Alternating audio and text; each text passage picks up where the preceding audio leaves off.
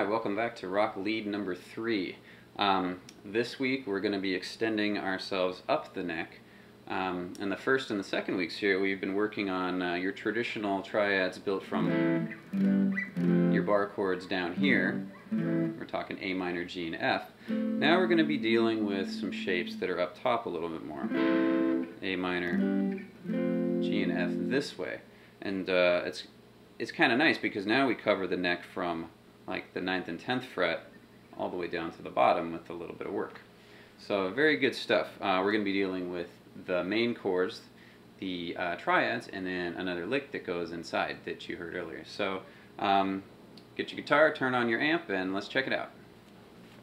Welcome back to lead guitar number 3. So we are back onto our second lick and some triads further up the neck. So last week or first week rather, but the last packet was A minor, G, and F down here off our traditional bar chords. Now what we're going to be doing is our A minor up here, our G here, and our F here. Now the parent chords for these triads, I'm going to do these first and then we're get into the actual triads, are, it's kind of hard, but for the A minor, if you're really interested in doing it, like this. So fun. So we have 12th fret A string with the pinky, middle fingers on the 10th, first fingers on the 9th, third fingers on the 10th as well. Now there's no high string and there's no low string, so it's just the 5th string, 4th string, 3rd string, 2nd string. You can get the tabs at walkerguitar.com. This will make your life way more easier. So that's where this first little triad is going to come from. Now there's another form that's used. It's kind of also called a 6 chord. It'd be a C6 or an A minor. This is the more practical use of it. Now all we're doing really is transplanting, or rather getting rid of the pinky note on that string, and we're just going to play on the top 4 strings. And I'm going fast through this, by the way, because I don't want a 30-minute video. You guys know the drill. You can follow along with the tabs. So we got 3rd finger 10th fret, middle finger 9th fret, pinky 10th fret, first finger on the 8th fret. So now I'm on the top 4 strings. So we got 4th string, 3rd string, 2nd string, 1st string.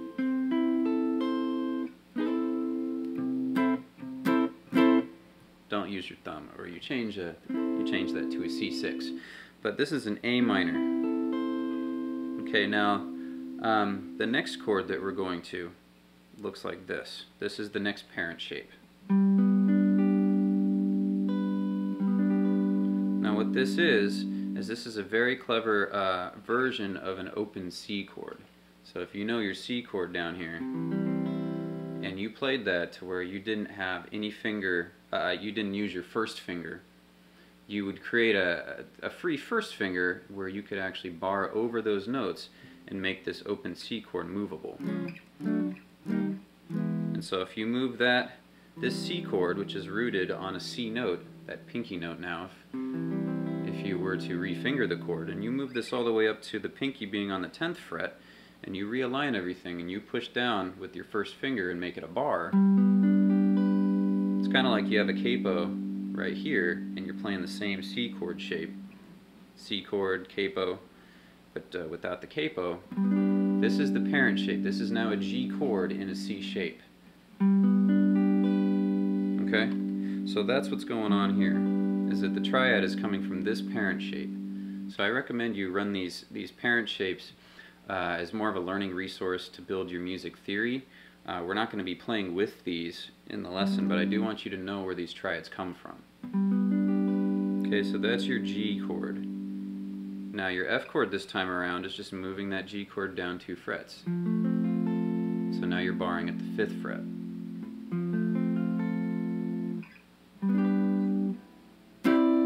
Whoops.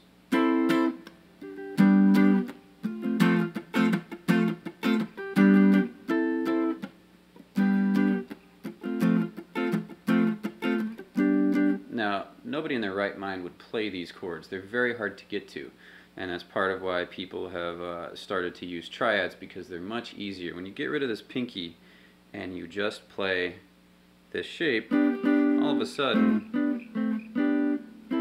it's a lot easier to move around and get the notes that you want.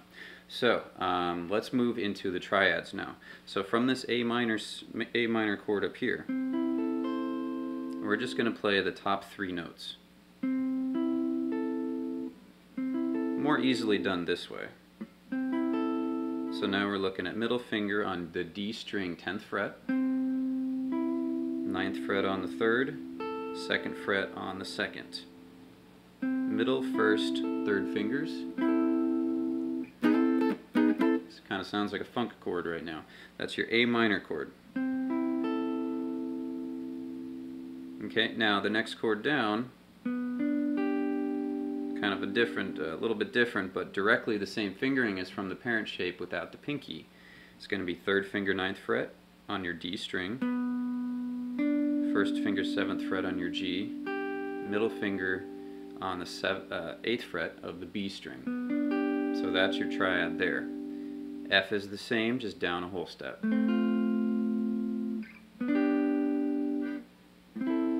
In fact, in context, I almost like to let the 3rd finger, do an alternate fingering rather, of the A minor. And that 3rd finger, if you watch my 3rd finger closely, kind of glides up and down without actually leaving the string. Which is kind of nice, because then your other fingers learn how to build around, you know, that pillar finger, or that shift finger. Okay, so those are your triad shapes. So you're going to want to work these separately as well. Now against the backing track, our melody is going to sound like this. And I'm going to use this alternate fingering, so 1st finger free, to get all these notes. But you're just going to walk up an A minor, and then a G, and then an F, and then an A minor. So it sounds like this, built around the shapes.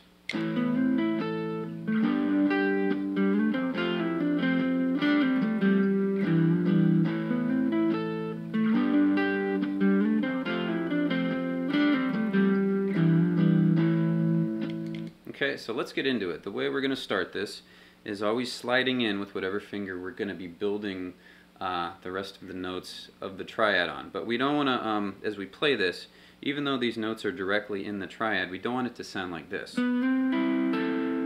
don't want to hear all 3. You want to train your fingers to be able to kind of roll on and off, to where as you play the following note, you leave the previous note. So they're separated. Kind of like that. It takes a lot of work to get this clean. Not the easiest thing, but that is the long-term goal that you want to do after you learn just where the notes are and where to put your fingers. So the way that this starts, you're going to do 9 on the D string, slide into 10, 3rd finger. Then you're going to do your 9th fret with the middle finger on the G string, and then 10th fret on the B with your pinky. And if you do that, much easier on an electric, by the way. You guys on acoustics, you might want to, I don't know, go to the gym and get one of those handball things that you squeeze. I don't know. It's going to be rough on an acoustic. Electrics are much more suited for this. And in fact, this course is designed for electrics. But anyway, sorry. So that's the idea. We're highlighting a little A minor chord, and then we're going to slide down and slide from 7 to 9. And highlight our G chord with the appropriate fingers. So it's going to be 3rd finger, 7 to 9, 1st finger, 7, middle finger, 8.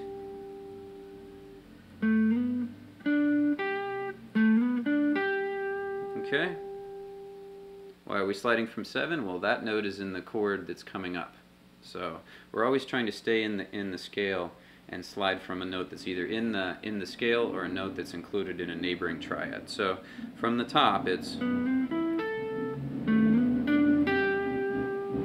okay.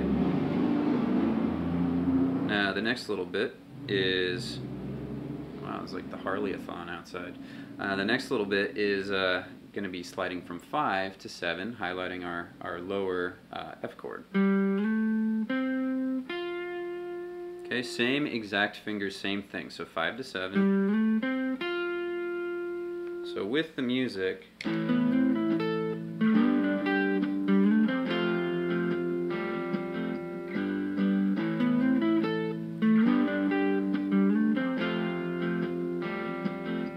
okay, there'll be an example at the end that you guys can study from that will have the whole lick. So okay, so from our F chord now, after we do our little run, highlighting the chord, we're going to pull off to 5. So it sounds.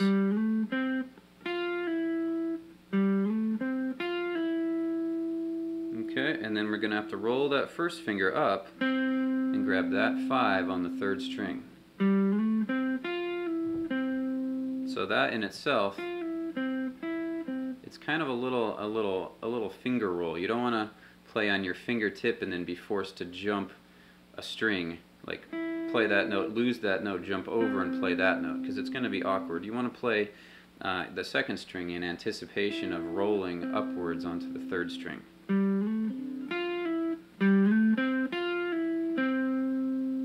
Okay, very next note is 7 on the 4th string. So that, we just played the whole F chord. We kind of went up and down. And the only note that wasn't included in that was that note there. Okay? Alright, so at the end of the F lick, there's a few more notes. So we have this so far. Now we're gonna kind of double back and do the 3rd string.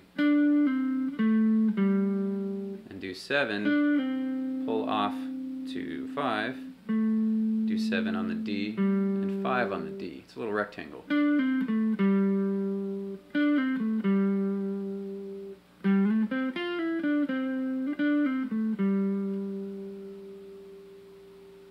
Okay, and then we're going to do a bend on the A string, just up and back a half step.